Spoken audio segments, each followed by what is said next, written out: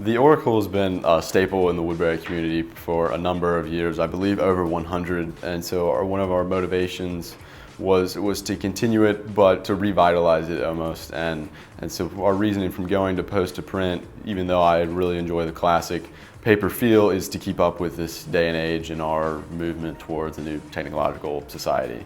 And so I think the transition went well, and it's become, once again, a very big part of our community. Even though the transition went relatively smoothly, there is a big learning curve towards being online.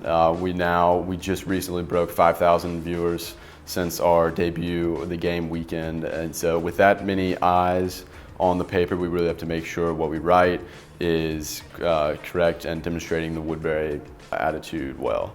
One of our goals this year is, because we have such a wider viewing audience of staff, faculty, but mainly our thousands of alumni out in the world, is being interesting for everyone.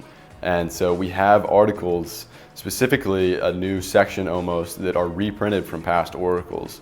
This one, we reprinted one from over 50 years ago about the 50th reunion of the game, where J. Carter Walker and Episcopal's headmaster of the time both wrote little notes about what they thought of the 50th and their hopes for the 100th, which had happened, and it was a reprint post from the 100th game weekend.